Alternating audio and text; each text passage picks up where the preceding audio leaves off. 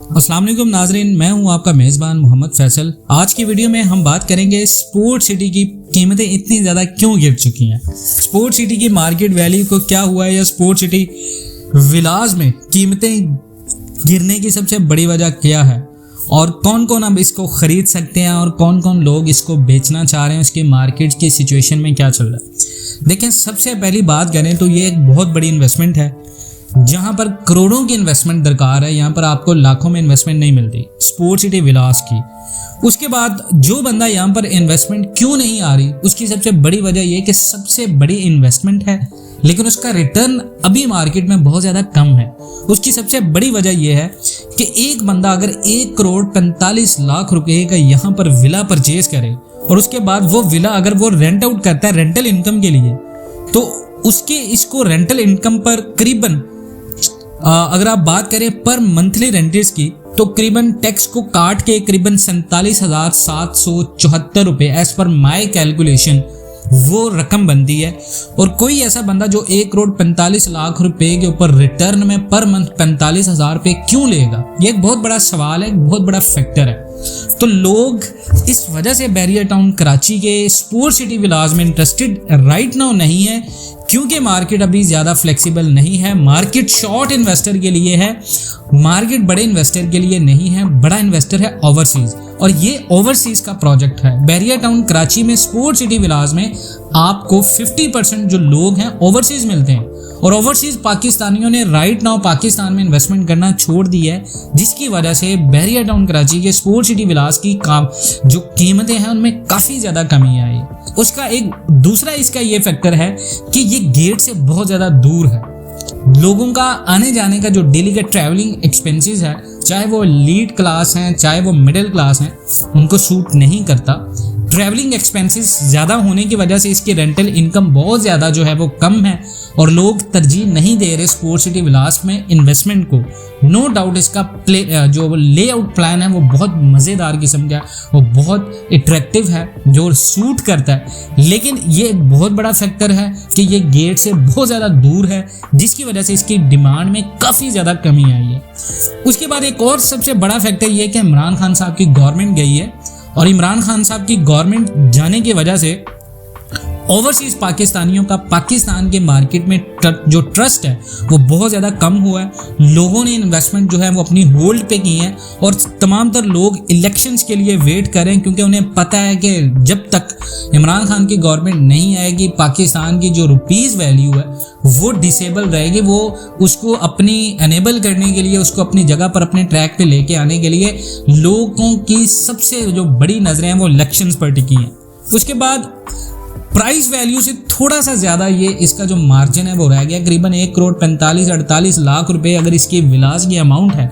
तो अगर आप इसके कंपैरेटिवली इसकी ऑफर प्राइस की बात करें तो अब तक इसकी वैल्यू में करीबन 1 करोड़ रुपए तक मुनाफा होना चाहिए था, 10 मिलियन, जो कि अभी राइट नाउ 1 मिलियन और ये करीबन 2 मिलियन तक लोगों को मिल रहा है, जो कि इतना ज़्यादा मुनाफा नहीं है अगर कंपेयर करें आप दूसरी सोसाइटीज़ की, दूसरी रियल एस्टेट मार्केट की। स्कीम 33 में लोग बाय कर रहे हैं प्रॉपर्टी, लोग एक साल में जो है वो 1 मिलियन प्लस प्रॉफिट ले रहे हैं। उसके बाद लोग इन्वेस्टमेंट कर रहे हैं कराची के मेजर एरियाज़ में, लोगों को बहुत ज़्यादा फ़ायदा हो रहा है।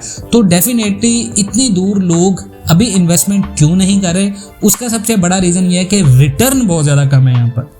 देखिए, उसके बाद एक बहुत बड़ा फैक्टर जो डिस्कस किया जाता है कि स्टेडियम। देखें, स्टेडियम नो डाउट जब बनेगा उसका बहुत ज़्यादा फ़ायदा होगा स्पोर्ट सिटी विलास और स्पोर्ट सिटी तमाम तर प्रेजेंट्स जो इसके प्रेमिसेस में आते हैं। लेकिन स्पोर्ट सिटी क्रिकेट स्टेडियम की जो डेवलपमेंट है वो अभी पेस में नहीं है। आप इस चीज़ को ये कह सकते हैं कि जब ये डेवलपमेंट होगी तो इसका फ़ायदा होगा, लेकिन देखें क्रिटिसिज्म से हट के बात करें अगर पॉजिटिव वे में, तो डेफिनेटली इसमें बिल्कुल ये फ़ायदा होगा लोगों को। ओवरसीज लोगों ने जो इन्वेस्टमेंट की थी वो स्पोर्ट सिटी क्रिकेट स्टेडियम की वजह से ही की थी, क्योंकि जितने भी बड़े इन्वेस्टर्स होते हैं वो अमेनिटीज़ को देख के फ्यूचर का हिसाब लगाते हैं, और फ्यूचर को देखते हुए मार्केट जो प्रेडिक्शंस थी वो उसके एस्पेक्ट इसकी मार्केट वैल्यू बहुत ज़्यादा होना थी, लेकिन ऐसा नहीं हुआ। मार्केट डिक्रीज हुई है। बड़ा इन्वेस्टर इस वजह से परेशान हुआ है कि इन्वेस्टमेंट करने के बावजूद उसको रिटर्न जब नहीं मिला तो बड़ा इन्वेस्टर काफ़ी ज़्यादा परेशान हुआ। उसके बाद हाई मेंटेनेंस चार्जेस हैं। यहाँ पर मेंटेनेंस चार्जेस यहाँ पर जो विलास हैं और इसके प्रेमिसेस में जितने भी लोगों ने प्लॉट्स के ऊपर घर बनाए हैं, तो मेंटेनेंस चार्जेस एक बहुत बड़ा फैक्ट है कि अभी देखें कराची के कंपैरेटिवली बैरियर टाउन कराची में facilities no doubt high class facilities हैं जो आपको कराची में नहीं एक्सपेक्ट कर सकते। आपको तमाम तर वाइड रोड्स, क्लीनिंग मिलती है, आपको एनवायरनमेंट बहुत साफ मिलता है, लेकिन उस एनवायरनमेंट की एक कीमत भी है। लेकिन वो कीमत आपने सोसाइटी बना के लोगों को सब्सिडी के तौर पर जब इसको आबाद करना है तो आपको देना पड़ेगा। स्टार्ट में बैरियर टाउन कराची को स्टेप आउट करना होगा इन तमाम तर चीज़ों से। जब मार्केट गिर रही हो तो लोगों को आपको इन मार्केट के रिटर्न का ग्रीड देना पड़ेगा, और वो ग्रीड एक्चुअल होना चाहिए रियलिटी बेसिस, क्योंकि लोग इस वजह से काफ़ी ज़्यादा इन्वेस्टमेंट नहीं कर रहे। उसके बाद इंटरनेट का काफ़ी ज़्यादा प्रॉब्लम है बैरियर टाउन कराची में, जिसको सॉर्ट आउट करना पड़ेगा।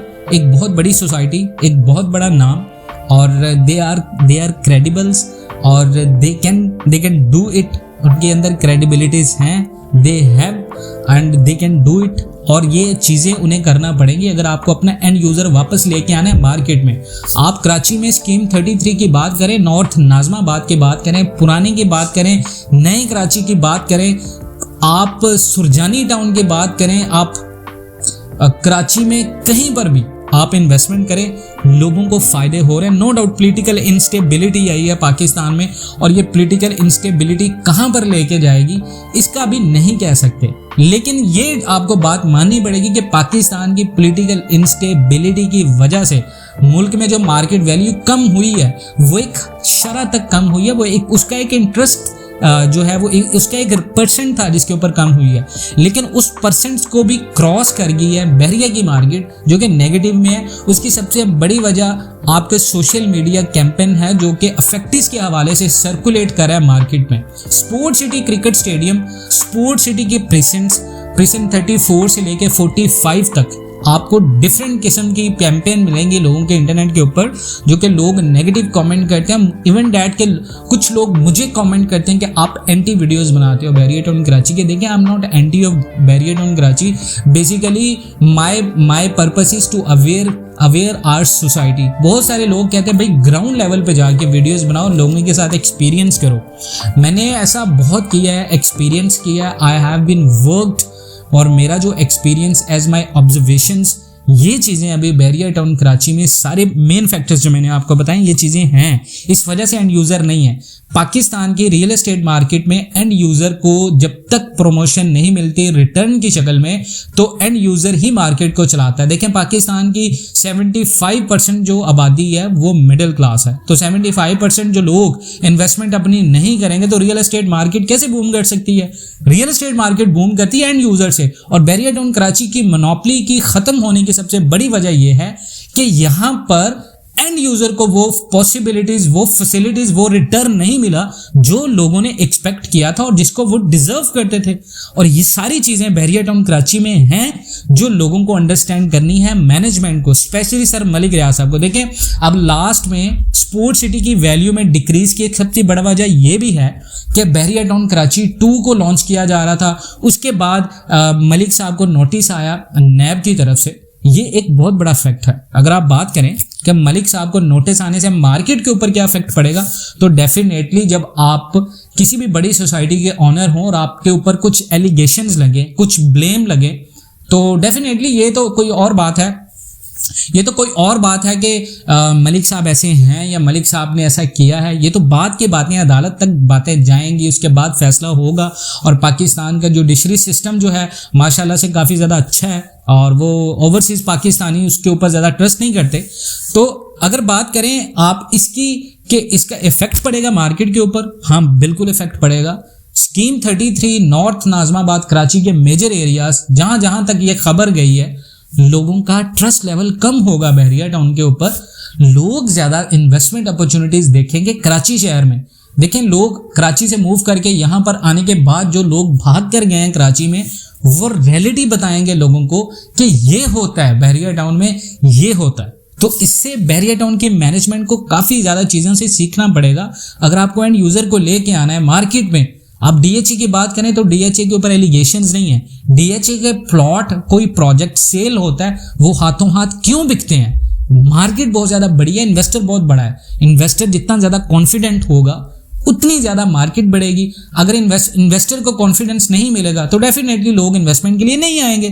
तो ये एक बहुत बड़ा फैक्टर है स्पोर्ट सिटी में कि आपका बड़ा इन्वेस्टर था, बड़ा प्रोजेक्ट था जिसका कॉन्फिडेंस लेवल कम हुआ, इन्वेस्टमेंट की शॉर्टेज, ओवरसीज इन्वेस्टर था जो कि अभी राइट नाउ पाकिस्तान की जो रियल एस्टेट मार्केट है उसको रन करते हैं अपनी इन्वेस्टमेंट से। अगर इस तरह की इन्वेस्टमेंट पाकिस्तान में नहीं आएगी, बहरिया टाउन में नहीं आएगी, तो बिल्कुल पाकिस्तान का जो रियल एस्टेट मार्केट या तबका है वो काफ़ी ज़्यादा मुतासिर होगा। उसके बाद फॉरेन इन्वेस्टर बहरिया टाउन कराची का अभी काफ़ी ज़्यादा फ्रस्ट्रेटेड है। लास्ट में करीबन 6 से 7 माह में जो बैंड बजी है मार्केट की, देखिए मैं कोई भी क्रिटिसिज्म नहीं कर रहा, मैं सिर्फ मार्केट के उतार चढ़ाव की बात कर रहा हूँ कि अगर ये मार्केट इसी तरह रहेगी, फ्लेक्सिबल नहीं होगी, एंड यूज़र को फ़ायदा नहीं होगा, तो ये तो दरअसल बात है कि बहरिया टाउन कराची की मार्केट को टाइम लगेगा। क्योंकि देखें अभी जो कराची ओवरऑल पाकिस्तान की रियल एस्टेट मार्केट है वो कनेक्ट करती है कराची सिटी को, और Karachi city is a major part of Pakistani economy. So लोगों को अंडरस्टैंड करना पड़ेगा, इन्वेस्टमेंट से पहले अवेयरनेस की ज़रूरत है थोड़ी सी, और इसमें थोड़ा सा मैनेजमेंट को स्टेप आउट करना पड़ेगा चीज़ों को। लोगों को जितने भी अफेक्टिव्स हैं 61, 62, 63, 32 ABCD और पैराडाइज के जितने भी प्रेजेंट्स और उनके अफेक्टिव और स्पोर्ट सिटी के मलिक साहब को इंशाल्लाह एक ऑफ़र देना पड़ेगी लोगों को, और ये ऑफ़र ऐसी हो कि लोग बिल्ड आउट हों और एक कम्युनिटी बिल्ड हो, और बहरिया की जो नेगेटिव कैंपेन्स हैं उनके अगेंस्ट में एक दोबारा से नई चीज़ आए और लोगों को उनकी प्रॉपर्टीज़ हैंडेड ओवर हों और लोगों को पोजेशंस मिलें। हमें ये न्यूज़ सुनने को मिलेंगी तो देखें इससे कितना ज़्यादा फ़ायदा होगा। Sport city Karachi would be the one of best investment opportunity for Pakistani and overseas Pakistanis as well. So ये सारी चीज़ें हैं जो कि डिस्कस होनी चाहिए, और इन चीज़ों के ऊपर मैनेजमेंट को काम करना पड़ेगा। जो मैंने फैक्ट्स बताएं ये रियलिटी बेसिस है, ये कोई क्रिटिसिज्म नहीं है। और बाकी इंशाल्लाह देखें, होप करते हैं, इंशाल्लाह होप फॉर द बेस्ट। हमें इंशाल्लाह इस चीज़ की उम्मीद रखनी चाहिए अल्लाह ताला से, और दुआ करते हैं कि पाकिस्तान इकोनॉमिकली वही स्ट्रॉन्ग पोजीशन में आए जो हम करीबन पिछले कई सालों से एक्सपेक्ट कर रहे हैं और ख्वाब देख रहे हैं, हमारा वो ख्वाब सच्चा हो, और खान साहब की गवर्नमेंट को जो है वो चांस मिले, और जो उनकी फॉरेन पॉलिसीज़ हैं और जो गवर्नमेंट ने प्रॉपर्टी के ऊपर टैक्स लगाए हैं राइट नाउ, जो टैक्सेस हैं इनके ऊपर थोड़ी सी लिवाइज मिले, लोगों को थोड़ी सी लिवरेज मिले, और लोगों का कॉन्फिडेंस लेवल बिल्ड हो। इन्वेस्टर और कॉन्ट्रेक्चुअल और इंडस्ट्रियलिस्ट जितने ये सारी चीज़ें इफ़ेक्ट कर रही हैं इन तमाम तर चीज़ों से, तो वो बाहर निकले मुल्क और हमारा मुल्क अपनी तरक्की की असल राह पर गामजन हो। इंशाल्लाह मिलते हैं नेक्स्ट वीडियोज़ में। अगर आपको ये वीडियो इन्फॉर्मेटिव लगी हो तो चैनल को सब्सक्राइब ज़रूर कीजिएगा। मिलते हैं नेक्स्ट वीडियोज़ में, तब तक के लिए अल्लाह हाफ़िज़।